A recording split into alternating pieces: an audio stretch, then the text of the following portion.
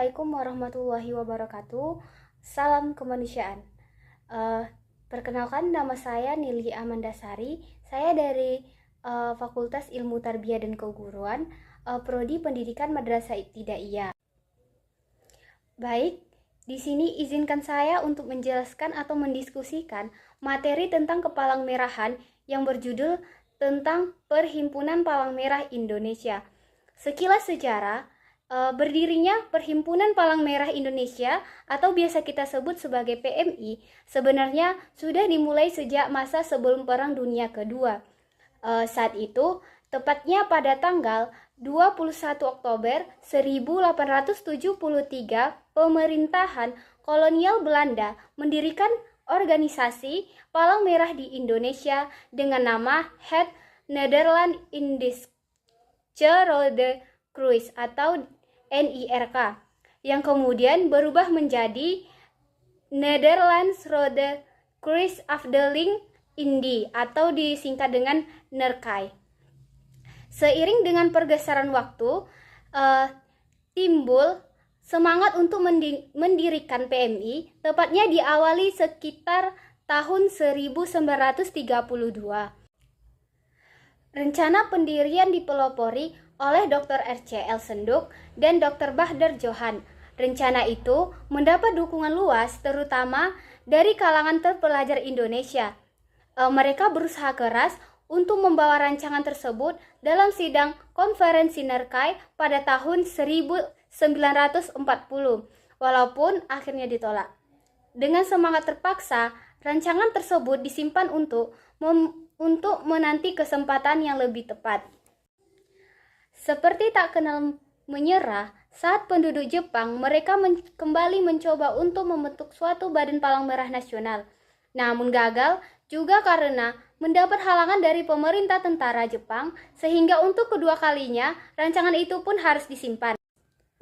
Pada akhirnya, pada 17 September 1945, Perhimpunan PMI berhasil dibentuk dan ketuai oleh Dr. Handus Muhammad Hatta yang saat itu menjabat sebagai Wakil Presiden Republik Indonesia. Yang kedua, dasar hukum PMI. Anggaran dasar dan anggaran rumah tangga PMI diantaranya mengatur tentang nama, waktu, status, dan kedudukan, asas dan tujuan, prinsip dasar, lambang dan lagu, pelindung, keanggotaan, susunan organisasi, kepengurusan, perbendaharaan maupun pembinaan. Yang ketiga ada asas dan tujuan PMI. PMI berasaskan Pancasila, sedangkan tujuannya adalah membantu meringankan penderitaan sesama manusia apapun sebabnya dan tidak membedakan agama, suku, bangsa, ras dan budaya, serta jenis kelamin, golongan dan pandangan politik. Selanjutnya ada keanggotaan dari Kepalang Merahan, yaitu ada anggota remaja, anggota biasa, anggota luar biasa, dan anggota kehormatan. Baik, masuk ke struktur PMI. Perhimpunan PMI adalah lembaga sosial kemanusiaan yang netral dan mandiri yang didirikan dengan tujuan meringankan penderitaan sesama manusia, apapun sebabnya, dengan tidak membedakan agama, bangsa, suku bangsa, bahasa, warna kulit, jenis kelamin, serta golongan dan pandangan politik. Ada juga perbendaharaan.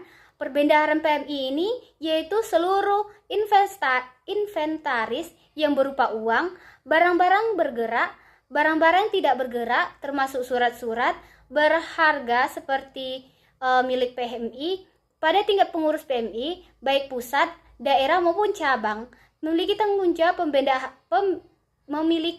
tanggung jawab untuk mengelola pembendaharaan PMI. Di sini ada juga kegiatan PMI. Yang pertama yaitu diseminasi nilai-nilai palang merah dan hukum perikemanusiaan internasional atau disebut juga HPI. Yang kedua ada penanganan bencana. Yang ketiga pelayanan sosial dan kesehatan masyarakat. Yang keempat pembinaan PMR dan relawan. Yang kelima ada pelayanan transfusi darah. PMI daerah di Indonesia.